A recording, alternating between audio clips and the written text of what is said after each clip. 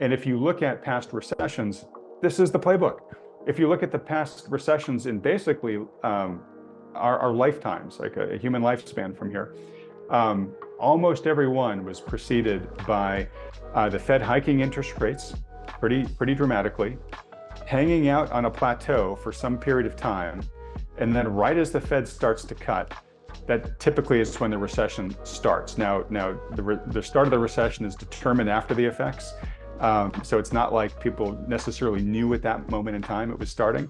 But once the Fed starts to cut, you see the Fed just start like desperation cutting as the recession arrives, and just panicking, trying to re-stimulate the economy through interest rates cuts.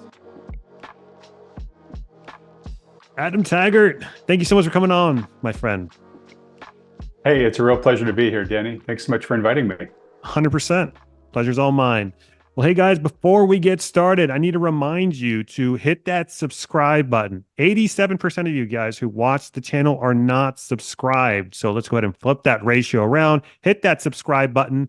And Adam, since it is your maiden voyage on the show, kind of give us an intro on your investment journey. I'm sure a lot of the folks out there know who you are, but for the one or two who may be coming across you for the first time, who are you? Who are you, and what got you into investing, macro, et cetera? Okay, I'm going to try to spare you the long and sordid story, but I'll give you the cliff notes. First off, for those of you who don't know me, I'm Adam Taggart. I'm founder and host at thoughtfulmoney.com, which is a financial media channel, not at all unlike this one. And if I can just give Danny a little assistance here, definitely click that subscribe button if you're watching and not a subscriber yet. The struggle, yeah. I know your struggle, but I also know that actually really does help the channel burn more brightly with the YouTube algorithm. And for whatever reason, you're right. There's a vastly higher percentage of folks that watch and enjoy the content, but just don't think to remember every time they watch to click the subscribe button. So folks, help Danny out and click that subscribe button. It's free. It only takes you a second. All right. So as I said, I run thoughtfulmoney.com, which is a financial media channel. Let me tell you why I created it, and I'll tell you kind of how I got to this point in life. So I created it because our education system totally fails at kind of our base expectation of it, right? Which is why do we value education as a culture? And we should value education. And I think the answer most people would give is, well, because I'm better off if I go through the schooling system. Okay, great. Probably will be. But what do you mean by better off? Well, probably end up making more money and have more options in life based upon that. All right, great. We do such a terrible job of teaching financial literacy. I would imagine that most people watching here didn't receive a single class in all of their education, elementary, middle, high school, college, maybe even graduate, on just the basics of wealth building, the basics of investing, even just like the practical stuff, like, hey, you're going to have to buy a house. This is how a mortgage operates. This is how you're going to go shop for one. This is how you create a household budget and stick to it. We don't do any of that.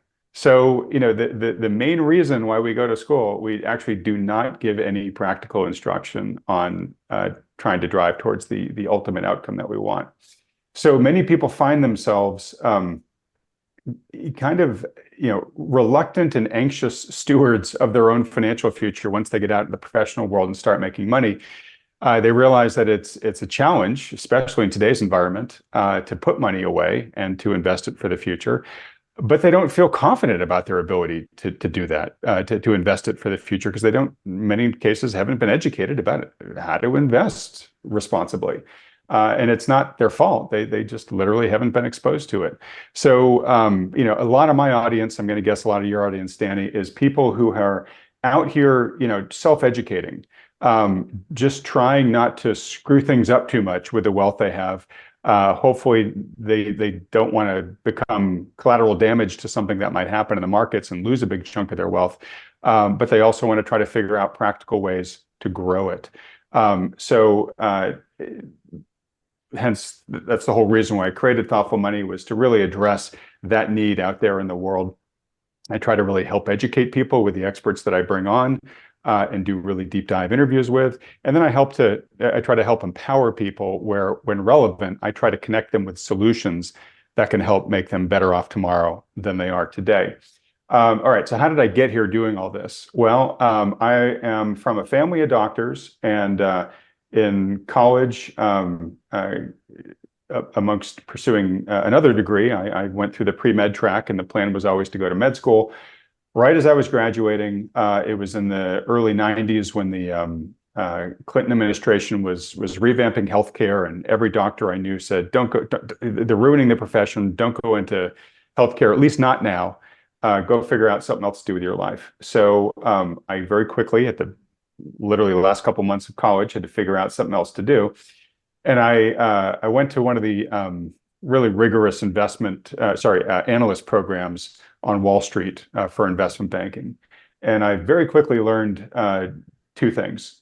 One, I learned that the culture there was just not a good fit for me at all. I just didn't like the cutthroat, hard charging, win at all costs, sort of shark infested culture of Wall Street. And secondly, I got a real first row view to how Wall Street exists to serve its interests first. And oftentimes its clients are like, the interest of its clients are an afterthought if they come into the picture at all. So I wanted to do something with my life that I thought was going to be more helpful to the average person, but I didn't know what at that point. So I ended up going to business school, more or less as a way to get out of Wall Street and try to figure out what to do with my life. So I went out to the West Coast and got my MBA at Stanford. And while I was out there, the internet revolution happened. And so I ended up, after joining a startup that got sold, I joined Yahoo Finance as their head of marketing. And that's where I really began combining my background on Wall Street with digital media, and really began to recognize digital media as a phenomenal way to reach a lot of people at scale with information that was increasingly becoming free to them. So that got me really excited about the potential of the platform. So I ended up working at Yahoo for about a decade, and then left to found a company with a business partner. We did a lot of financial tracking of the markets, tracking of the economy there for folks, sort of simplifying what was going on. But we talked about a number of other things as well. And so after doing that for about 10 years, I really wanted to dial into where people were saying they really wanted help the most, which was around, being a good steward of their finances and trying to improve their future financial prospects and what they could do with their families. So I created a company, maybe some of your viewers might be familiar with it, called Wealthion, which sort of became a success, an online success, much faster than I could have imagined it would. In just a little over 2 years, we went from our first video with 0 subscribers to over 300,000 subscribers, and I think over 50 million views. And then I left that at the end of last year to go truly independent. I was running that under the auspice of a larger parent company, and just to be able to really do it the right way, fully, and have full control over everything, I created Thoughtful Money, and that's what I've been doing since. Yeah, and you've hit the ground running with Thoughtful Money. I've been observing your journey with Wealthion, even before then with Peak Prosperity. I think you were there with Chris Martinson at the very early Yep. stages. So, I've seen the evolution of your content, Adam.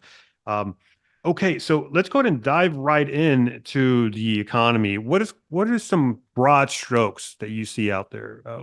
Over an overview of the economy, so to speak. Sure. I figured this was coming, so I put some thought into it. Let me also preface too, Danny, that I am not an economist. I'm not, an institutional investor. I'm not a research analyst.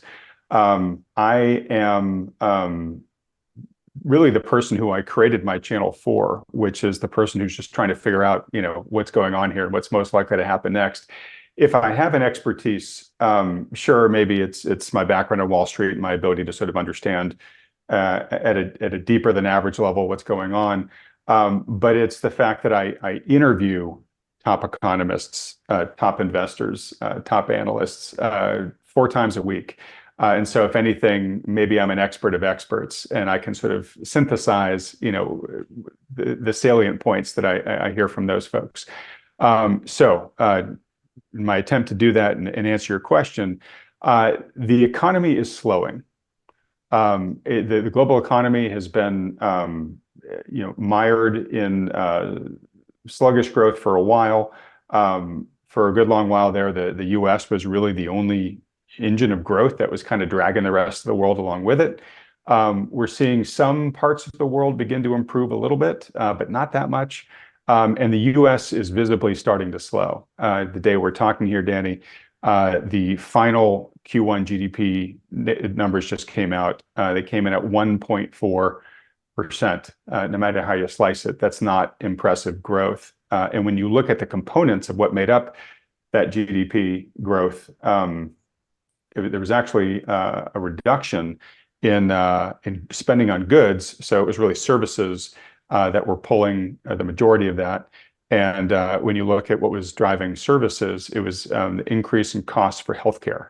So more expensive healthcare is really not a great reason to cheer for why GDP is going up, right? The economy is slowing. What has driven, the action for the past several years, as everybody knows, has been the central planner response to COVID, where we pumped a gargantuan, unprecedented, at the time, unimaginable amount of stimulus into the world economy. And that stimulus impulse is ebbing. And we're really beginning to see that. We can see in consumer bank accounts that on the consumer side, the pig is largely through the python. All that excess savings that built up from the forbearance programs and the direct checks to households and all that type of stuff is now fully gone from consumer savings accounts. There is continued spending on the fiscal side. So I definitely don't want to paint a picture that there's no fiscal stimulus efforts going on. But the stimulus, which is basically the growth in the stimulus itself, has been dramatically waning. And I think going forward, unless it ramps up dramatically, that is going to open the door to the lag effect, which if anybody watches my channel, they hear me talk about a lot. But it opens sort of that lag effect really beginning to finally arrive here. And I honestly think we're seeing that in more and more elements of the economy right now. I would say the one that probably has my attention the most right now, it's really two sides. It's the consumer tapping out. So we've heard for the past couple of years, hey, the American economy is surprisingly strong, and that's because of the surprisingly resilient consumer, strong consumer spending. We've been hearing that again and again. We are now really beginning to see evidence that the consumers are approaching the limit of what they're able to spend. So for a while, we did see pretty robust consumer spending, retail sales, et cetera. But that was driven really by two factors. It looked stronger than it really was because retail sales, they look at sort of gross sales, right? Gross sales price, and they add them up. Well, gross sales price is driven by inflation, right? And so while you were seeing retail sales growing, when you actually adjusted it on a unit basis, people were buying actually about the same amount of stuff. It was just costing more, right? But that was still driving the retail sales number up. Now we're beginning to see the retail sales number really struggle. In May, retail sales grew by 0.1%, so barely at all, and that's not an inflation-adjusted number. So when you factor inflation in, it actually shrank on a real basis and has been shrinking on a real basis for a good while. So what was happening is we were seeing basically consumers slowing by not buying more stuff, but the numbers still looked good in the way that I mentioned. Then they were buying as much stuff, but they were increasingly using plastic, like revolving credit to buy it. And if you look at the consumer debt numbers, they've exploded over the past year and a half. We actually had a rare moment of consumer contraction in overall consumer debt during the COVID period because people were taking some of the checks they were getting and using that to pay down debt. Those days are long gone. So we now have record consumer debt on basically every metric that you can come up with. But certainly just looking at credit card debt or auto debt, those are at record levels and they're at record APRs or record interest rates. So people are basically taking on more debt and they're paying more for it than they ever have in history. And that really is beginning to weigh on them. Again, on the day that you and I are talking here, Danny, we just saw the latest company come out and disappoint, citing weakening consumer spending. That's Walgreens. I think their stock was down like 20% this morning. But they follow a long list of companies, including like Starbucks and Home Depot and Target. These are big consumer brands that are basically saying, hey, you know what, we're just not getting the foot traffic in the door that we used to, and people are citing, the spike in cost of living, and people are at the point where they're really having to start tightening their belts. All along in this too, one of the things that's been supporting consumer spending has been that consumers have been dropping their savings rate down over the past bunch of years to near record lows, which is almost sort of a form of consumer provided stimulus into the economy. But at some point in time, you drain your savings down to the point where there's just nothing left. So we're approaching this period of time where consumers are really just they're just buckling under this higher cost of living. They've been putting as much as they can on plastic, but as you know, that has an end date too, right? You get to a point where you either can't afford to borrow anymore because it means you can't pay your existing debts, or you try to borrow and the lender says, hey, no mas, like we're cutting you off, buddy, you're done, right? So we have the potential inevitability of debt saturation on that side, and you have the savings that the consumers have been willing to spend. At some point that begins to get down near zero too. So I've watched the consumer spending side really closely. The other side that I look at closely is jobs. Jobs are another one of those things that we've been told, hey, everything's still hunky-dory here because economy's growing, unemployment's historically very low, it's not really going anywhere. I and many others have been flummoxed by the jobs data, and increasingly over the past year plus, a lot of that data has been harder and harder to swallow. I mean, quite frankly, it's just looks so doctored that it's hard to believe. And lo and behold, past 2 months or so, even officials are coming out and saying, yeah, you know what, we think that the birth death model assumptions, in the BLS jobs data number, especially with the payrolls data, it looks like it's overestimating things, and in some cases quite wildly. Some of the estimates that I've seen from folks that are looking at the quarterly census of earning and wages suggest that the payrolls may be overstated by about double right now, right? But whether they are or they aren't, I tend to think they are, but even whether they are, they aren't, we're starting to see real cracks in the employment story. One of the things that Chairman Powell has been mentioning for years, since he ever started his tightening regime, is, hey, there's just so many job openings to applicants right now, where our job market's just too hot right now. We need to cool that off. That number is really beginning to normalize pretty fast. At the same time, even though that number still says there's more job openings than there are applicants, if you just talk to real people looking for a job, most people are saying it's incredibly hard. You hear these horror stories of people sending out literally hundreds of applications and not hearing back from any of them, or barely any of them. We've all seen the headlines of job freezes, hiring freezes. There have been an increasing rolling thunder of layoffs, really all through 2023, and that's actually picked up here in 2024. If you look at things like WARN notices, which larger companies have to declare in advance of firing off people, those have been on a 45-degree up and to the right trajectory all year in 2024. But if you look at the official data, the jobs, the JOLTS, the jobs openings data, and the initial claims data, that has been tabletop flat for much of this year until just recently, and that's started picking up. So even the data that people have the most suspicion of being the most doctored and being the most rosy, even that is starting to show that things are going in a direction that the policymakers probably don't want to see.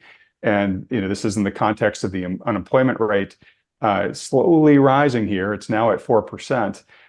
Maybe we'll talk about this in a bit, but if you look back at history, whenever we enter a recession, it's preceded by a long period of the unemployment rate trickling down, then it hangs out at the bottom. Everything looks great. As soon as it starts ticking up, it only takes a very short period of time before it starts jumping dramatically, and that's typically when we're entering recession. Can't say that's happening now, but we are definitely seeing the precursor in the data to that. So wrapping this up here, when I look at the slowing economy overall, the weakening consumer, the fact that the jobs market is beginning to look shaky, I watch that so closely because the big question that everybody, the question everybody had last year was, well, question everybody had last year is where was the recession we all thought we were going to get at the beginning of 2023, right? Now, at this year, everybody was asking, well, is it going to be a hard landing or a soft landing? And as Q1, became this amazing party in the markets, everybody started saying, oh, I guess it's a no landing scenario, right? The two trends that I just talked about, I think really stand in contrast to that. You can't have a no landing scenario if your consumer is weakening at an accelerating rate like we're seeing right now. And if you end up getting a dramatic increase in the unemployment rate, it's pretty hard to avoid a hard landing because those are generally always correlated with a recession. Yeah, you've laid a very compelling case there, Adam. You are really starting to see cracks in the wall really start to form. So much so, in some cases, the ECB and the Bank of Canada, they've already signaled that they're going to do a whopping 25 basis point rate cut. Here in Fedland, Jerome Powell said that to expect no more than one rate cut by the end of the year. So that's a 25 basis point rate cut, which kind of seems a little small compared to some of the things that are waiting for us on the other side. The question I have for you is can we really afford to stay higher for longer? I just had Jim Thorne on for an interview, and he was basically explaining how in places like Canada and in Europe, the lag effect happens at a much more faster pace than it does here in the United States. So they're seeing things much harder than we're seeing things now, because it takes longer time for rate hikes to percolate throughout the economy here in the United States. So is what we're seeing in Europe, is what we're seeing in Canada, is that just a precursor of what's going to happen here, do you think? Yeah, I tell my US audience that those areas are a preview of coming attractions. And there are a couple of reasons for that. One is what's the extent of fiscal spending that's going on in those countries, and everybody is basically doing, from my opinion, too much fiscal spending right now. But the US has been doing a tremendous amount. But also a big factor there is the housing market. So housing markets in countries like Canada and the UK, their mortgage durations are much shorter.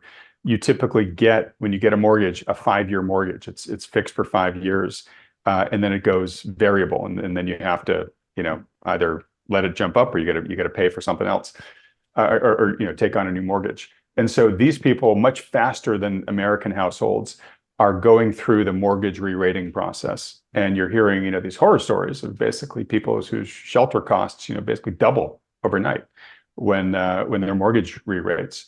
And rent inflation in those countries too has been terrible. And Canada's probably the worst example of this. And a big part of that's because of the immigration policy that's been going on in Canada, where they've added a tremendous amount of new immigrants relative to the existing per capita base, way more than any other country.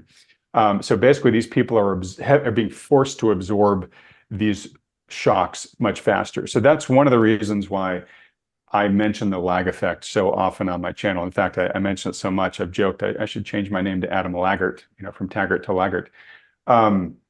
So, it's interesting because when I was interviewing people back in right as the Fed started to hike interest rates, I remember in like the summer/fall of 2022, people saying like, "Oh my God, the Fed's never going to they're never going to get above 3%. The economy just can't handle it, right? They've all been proven wrong. And I think the economy's been able to handle higher interest rates for much longer than people expected. But again, I think that's a function of just how much stimulus was pumped into the system, and that's ebbing for the reasons we talked about. And even though I think they're trying to prop things up with the fiscal spending, that impulse is ebbing, and that becomes problematic the longer you do it. And the Fed is finding that out as it's desperately trying to get inflation down to its target, and inflation's proving sticky, right? And a major component of that is the continued fiscal spending that's going on here. One of the things that gives me confidence that the lag effect is really going to matter is the longer we have to hang out here at this high level of interest rates, it just acts like increasing gravity on the economy. And for a while, we were able to kind of ignore that. One, because we were riding, all that money sloshing around from the stimulus while it was still there.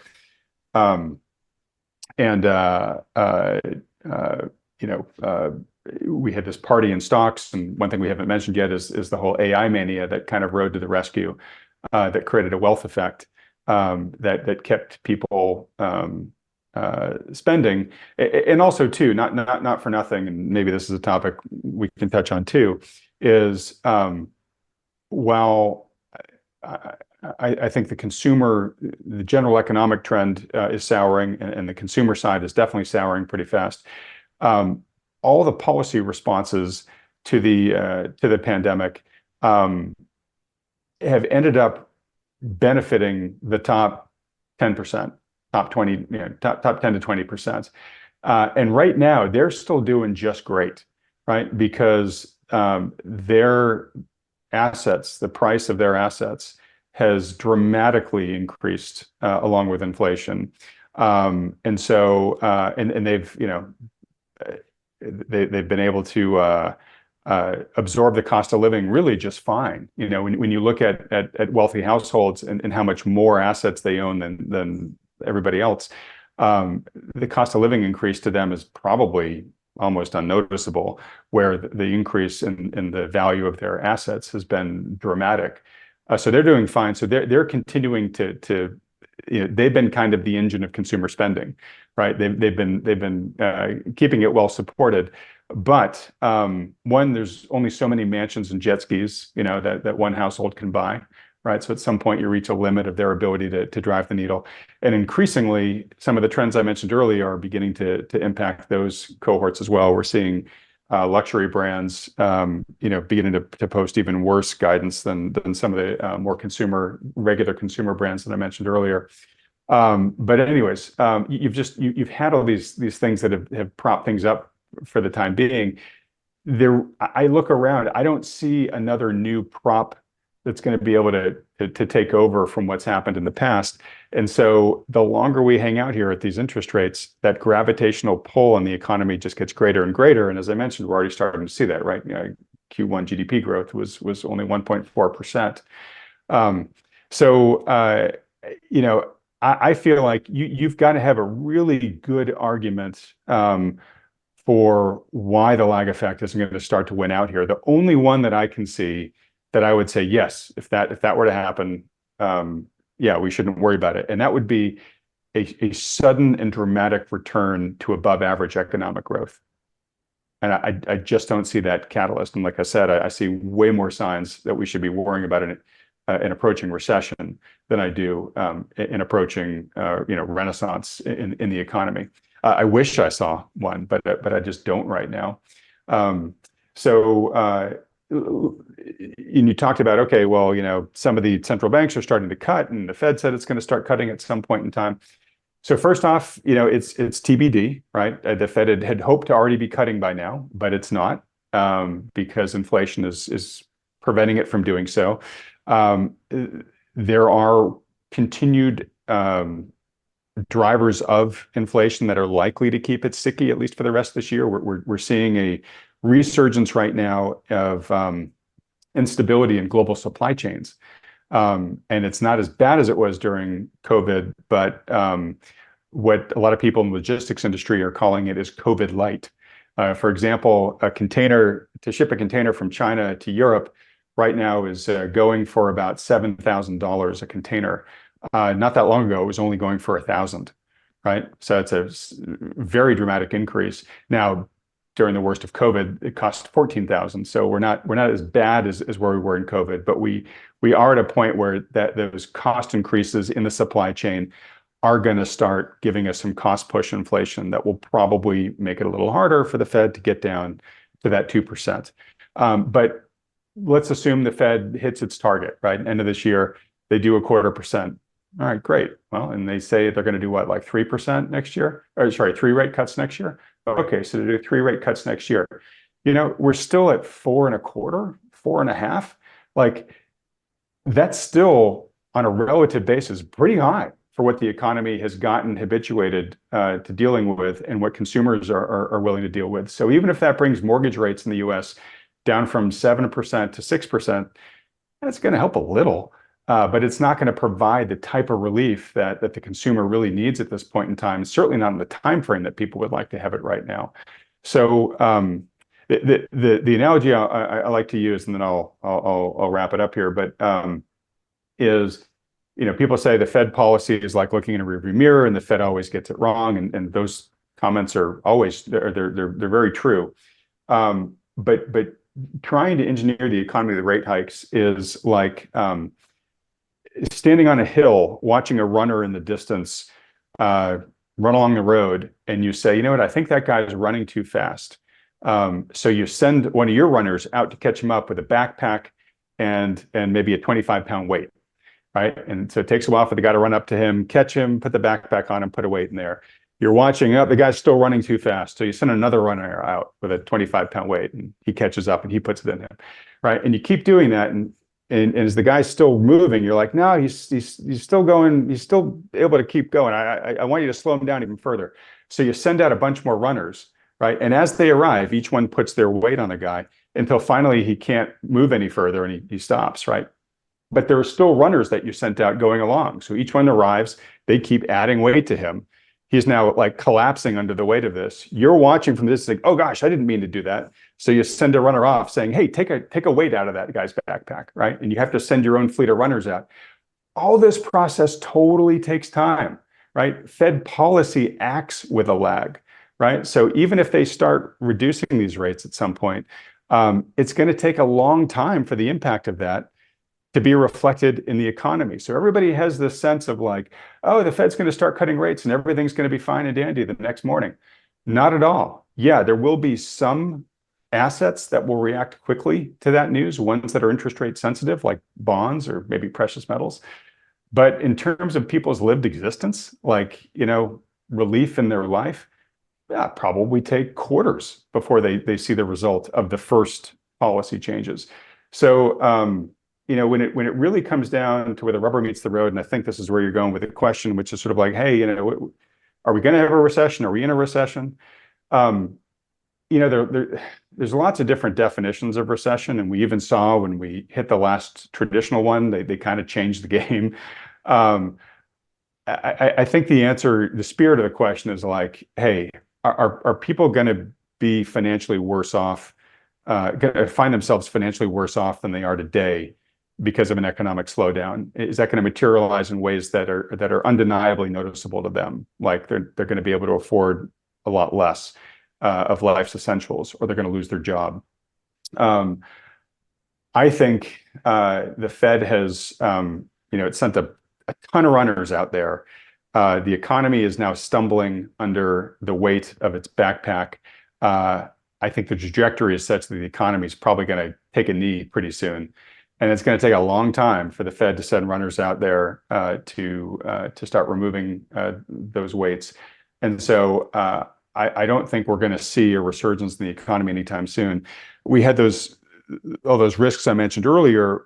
An important one to note on that is there are trillions of there's trillions in corporate debt that is coming up for maturity between now and 2027, right? So corporations are already beginning to see the warning signs of, slowing economy. all the weakening consumer stuff I just talked about impacts the 70% of GDP that is consumer spending, right? So as they start to see their profit margins under pressure from weakening consumer spending, that's, you add to that heading into this future where the very low debt that they took on really, right before COVID hit or right when COVID hit, that's what's got them through the past couple of years of these high interest rates. As long as interest rates continue to stay high for longer, even if it's coming down but at a slow pace, they're going to be re-rating at rates kind of like what I was talking about with the Canadian mortgage market, where their cost of debt, it might double, right, for a number of these companies. And so that pinches their profit margins even further. And they're going to look around and say, this is getting existential. I need just to start throwing weight out of this balloon just to try to stay afloat. And that equates to layoffs at scale. We've been seeing an increasing amount of layoffs last year and this year, as I mentioned earlier. But I think in many ways that may be the trickle before the flood. And so if that indeed happens, then I think it is sort of recession game on. I think employment has really been the bulwark between the world as we've known it and recession as the average person defines it. And I'm not the only one to think this way. Many people do. I don't know if you're familiar with the work of Michael Kantrowitz from Piper Sandler, but he's famous for the HOPE framework, which is basically the progression by which economies enter recession. Each of those letters in HOPE is an acronym. H is for housing, O is for orders, P is for profits, E is for employment. It's the last domino to fall. And once that falls, you're in recession. I think, given all the things that I just mentioned there, I think it's more probable than not that we enter into a recession, with at some point within the next 6 months to 18 months or whatever. And that's when I think we're not going to be debating soft, hard, no landing. Everyone's just going to be able to look around and say, yeah, we're in recession. Has there ever been precedents for something like this? I mean, granted, we did go through the fastest rate hiking cycle in history. Obviously, by definition, there is no precedence for something like that. But Yeah. for the conditions that we're in right now, is there any other time period throughout history that you could point your finger at and say, this kind of reminds me of the 1920s. This kind of reminds me of the 1970s. What do you think? Yeah, this a little bit out of my purview. I have a good enough command of economic history. I don't know if I'm the best person to ask this question to. I would say, obviously, lots of people talk about the 70s, right? And I think there are some similarities there with the inflation shock, its resistance to central planner efforts to get it under control. I think Powell is desperately trying to avoid being an Arthur Burns, right? That's the big risk here, obviously, that if our central planners return too quickly to stimulus, is that inflation reignites and it just makes everything worse. Obviously, there's some structural differences between now and the 70s, but that's true with every era. Lynn Alden, she looks more like at the 40s. She thinks the 40s are a better analog. But it honestly kind of depends what you're looking at. So I think economically, those are probably the two periods to take a look at as comparables. But if you look at the markets, I mean, I hate to say it, but I think like the dot-com era and 1929 are much better comparables. I just did an interview that released this morning with John Hussman, who's famous for having presciently called the bursting of the dot-com bubble, and then again the bubble before 2008. It's uncharacteristic of him to be declarative. He actually very much tries not to be in the prediction business, but he just released a very detailed report where he says, "Look, they say nobody rings a bell at the top." He said, "I'm ringing one now." He thinks that the expansion, the speculation-driven expansion that started in 2009. Heavily fueled by central planner intervention. He said that ended last week. And too many details for me to go into to explain the why of that, but folks can obviously watch that interview if they want to find out why. But he thinks that this isn't a prediction, but he's saying if you look at historical levels of overvaluation, when markets have been this concentrated before into to just this small number of stocks here, markets have corrected somewhere between 50 to 70%. And he knows numbers like that sound absolutely crazy. But he does have the history of having done the same calculations and said that, hey, in 2000, I think early 2000, he said that the NASDAQ was about 83% overvalued. And what did the NASDAQ fall? It fell like 83%. Sometimes crazy, crazy happens. If you had told me that we would have pumped, over whatever it was, $11 trillion into the economy post-COVID, would never have believed you. If you had told me that we were going to raise interest rates from near zero to over 5%, mortgage rates were going to go from 3 to 7 plus, I would have said the housing market's going to completely crash, right? It hasn't yet, right? I do think there are some dominoes to fall there, but a lot of times just things that you could never thought could have happened, actually do. Now they're tail risks. So I'm not encouraging everybody to just, put all their chips on betting on a crash. I'm just saying that there are concerningly higher than normal probabilities on the things that we're talking about here that people should be taking into account in their investment philosophy. Or if you're going to decide to ignore it, totally your purview to do that, but you should have a darn good rationale for why you're deciding to do that. Hey guys, quick pause. Looking for the best gold and silver prices out there? Well, I have scoured all throughout the internet trying to find you guys the best prices, and Miles Franklin does it for me. In my opinion, I haven't really been able to find anything else that compares to their prices. You really don't want to. What you really want to do, however, is you want to email them at info@milesfranklin.com, and you want to say that Capital Cosm sent me in the subject line, because if you do that, you'll get their special pricing guide. That's some of the most competitive pricing out there. No commitment necessary. Info@milesfranklin.com, and Capital Cosm sent me in the subject line. And now let's get back to the video. And do you subscribe to the notion that when we do see a crash or a very strong correction of some sort, it has to stay down there for a set amount of time? It can't be something like you saw with the COVID crash, where we crashed, I think it was like 40 or 30% on most market indices, but then we just popped right back up. Does that actually do anything? Does that really correct for anything at the end of the day? So like the essence of my question is, like, we have to crash, but how long do we have to stay, without bouncing right back up after being fueled with QE and all sorts of other things? Well, that's a question of what you think should happen versus what you think will happen, right? The reason why the economy hung in there so well and why the markets did great, after we shut the economy down, was because of the completely unprecedented policy intervention, right? But what has that basically done?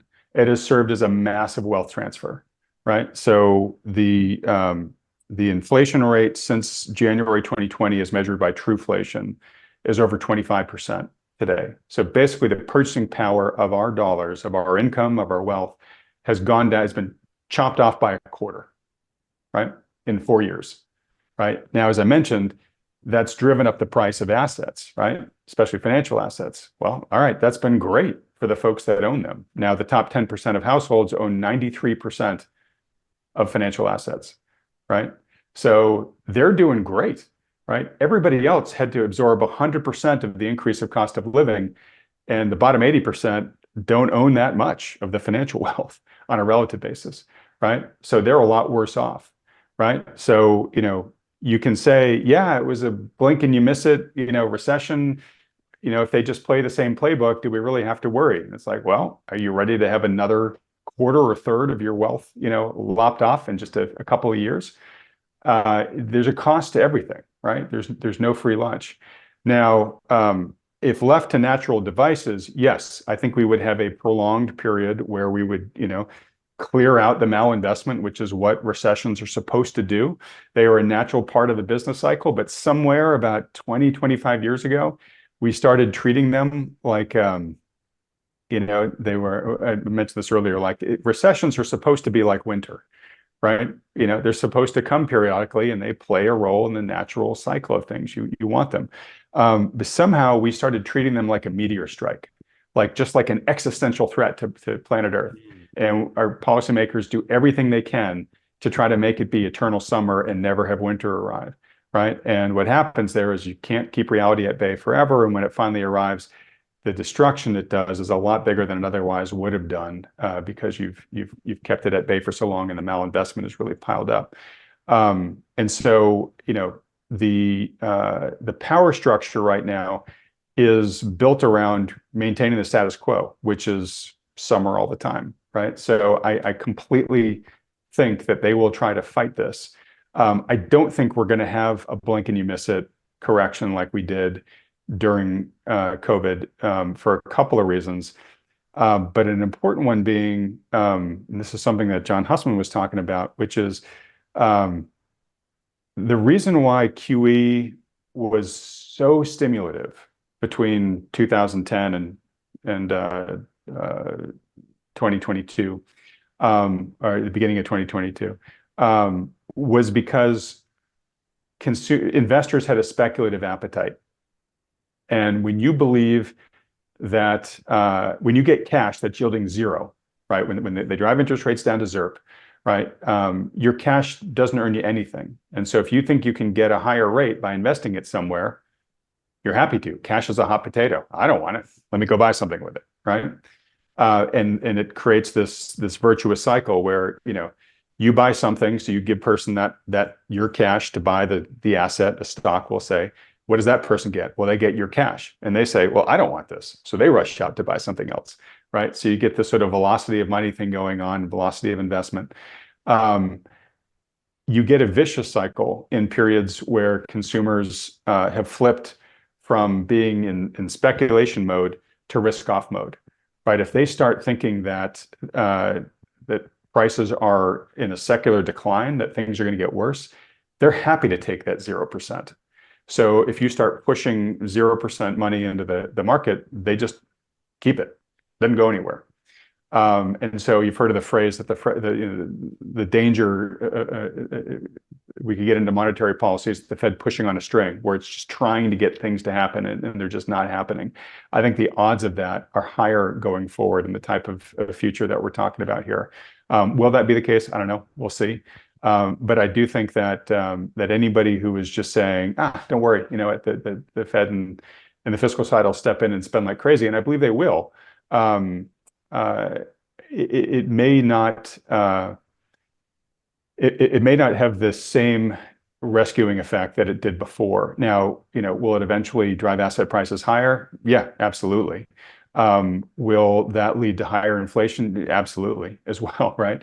And so, I think you've got to be very mindful about how you react to this going forward. And we got lulled between 2010 and 2022 with passive investing because of the system, the way that it was structured, and all this free money basically flooding into the system under the dynamic that I just described a minute ago. You just could count that assets were going to be higher tomorrow than they were today, and so you could just buy the index, set it and forget it. You could just buy the dips, and everything worked out for you over time. I don't think that's the environment that we're in now, and I don't think that's the environment that we're heading into. And so I think we're really going to have to adopt as investors a much more active investing playbook, very much like investing used to happen prior to 2008. And so that's one of the important messages I want to give to the viewers here, which is if you've cut your teeth as an investor over the past 2 decades or so, it's going to require some different muscles than you've built up so far in your career, and you're really going to have to start working those muscles, I think, to be successful going forward. And I'm highly certain that nobody knows what's going to happen. And I've given you my best sense of what I think will, if I'm convinced of anything, that the playbook's not going to play out exactly the way that I think either. But I'm going to be, watching very closely and positioned to react. And I just think, unfortunately, we've gotten used to it being really, really easy. We're going to have to start paying a lot closer attention going forward than we had been. Yeah, we are in unprecedented times, Adam, very much so. Well, over the course of the last 4 interviews, I've undertaken a new theme for the end of the show, and that is to ask you to ask a question to my next guest. So Okay. so while you think of that, I have a question from my previous guest, Jim Thorne. If you guys haven't seen that interview, be sure to go watch it, the one before this one. But Jim wants to know, what facts do you have that support the thesis that interest rates are going to stay higher for longer and we are in a new high inflationary environment? What facts? Not beliefs, not feelings, not bias. What facts? I don't think we're going to be higher for much longer. I guess it depends on your outlook here. Because I think that right now the Fed is locked in a battle of trying to get inflation down. That remaining, the first 80% of disinflating from 9% inflation was easy, right? It's that remaining 20% that's proven really tough, right? So now it's in this battle of trying to pull that remaining 20% down to 2% where it wants it to be, right? I think the Fed's about to get an awful lot of help from the lag effect. And I think pretty soon the Fed is going to say, hey, wait a second, this economy is heading into recession. You know what? We're way too high on rates, and we got to really start cutting like crazy. If that starts happening this year, it might be like, okay, you know what? We've been telling everybody only one. Now we're going to start doing more. Or it's like, hey, 2025, we were thinking 3, maybe it's now more like 8, right? And if you look at past recessions, this is the playbook. If you look at the past recessions in basically our lifetimes, like a human lifespan from here, almost every one was preceded by the Fed hiking interest rates pretty dramatically, hanging out on a plateau for some period of time, and then right as the Fed starts to cut, that typically is when the recession starts. Now the start of the recession is determined after the effects. So it's not like people necessarily knew at that moment in time it was starting.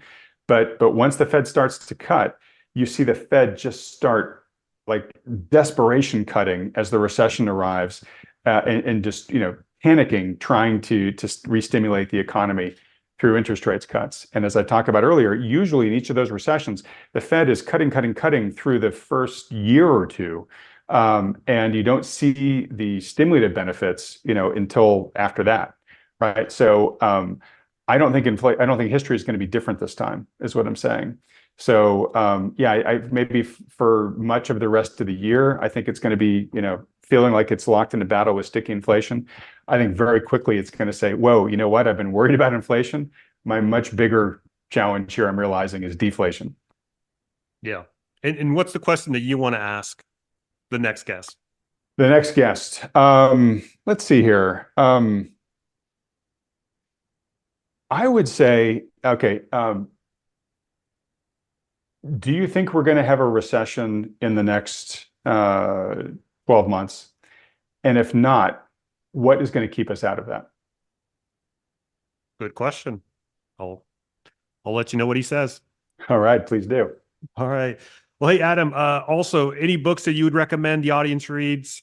Very into educating the people that watch this show. I know you're big into financial education. What are some books out there, like 1 or 2 books that you'd recommend? Sure. I'm much more practical. I'm sure you get a lot of the classics, the Benjamin Graham's Intelligent Investor, which folks should read.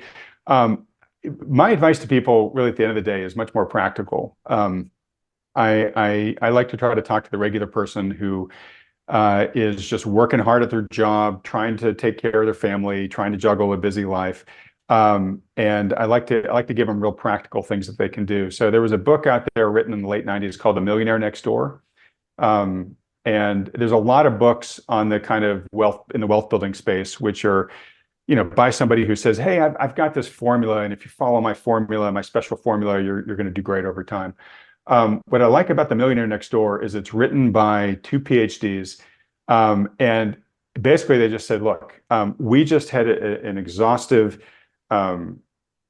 investigation of self-made millionaires, and all we're doing is telling you the things they have in common, right? So these are the habits that self-made millionaires all have in common, and these are statistically correlated with their success, right? So it's very data-driven, and the book was pretty mind-blowing when it came out, because it disproved a lot of conventional thinking about self-made millionaires. That they're all trust fund babies. They're all they inherited their wealth. It's actually a pretty small minority of self-made of millionaires. Most of them are self-made, but a lot. It's we think of them as being .com founders, the Mark Zuckerbergs of the world. The honest answer is the average self-made millionaire is a guy who maybe owns a string of dry cleaners, right? They typically live in modest homes. Most of them never buy a new car. Few of them, wear suits. There are people that have just lived, very focused lives around creating value. Frugality is the number one quality that they all have in common. But there's a whole series of behaviors that these folks exhibit that I think are all within the reach of the average person. And if you do read the book, it does read like a playbook for wealth building. So, and it's all data-based, which I think is super useful. I see. So we'll have the link to that down below, guys. So be sure to check that out. Adam, where can people find you? Drop us your socials. Sure. Okay. So the simplest thing to do is just go to thoughtfulmoney.com. There you can do three things that I think will be helpful to anybody who's looking to either keep themselves educated as to where the ball is heading from here, the puck is heading from here, or to find some resources that might be of use. So first off, all my new interviews are there. So if you like these deep dive discussions like Danny has on his channel, you'll find my versions of them there at Thoughtful Money. Secondly, you can sign up for our free newsletter at the top of the site there. There's just a little newsletter link. Click that, sign up, totally free. There are some benefits if you upgrade to the premium version, but I recommend everybody just start with a free and see if you like it. And then third, one of the things that I do in this space is, like I said earlier, most people are pretty reluctant, that they don't want to be, they don't feel confident that they are the best person, the most qualified person to be managing their financial wealth. They just haven't found somebody that they trust yet, who they feel like they can hand the keys over to. But like anything in life, if you recruit a top quality coach, top quality mentor, it acts as a catalyst to your success. So highly recommend that people build the best wealth team around them that they can.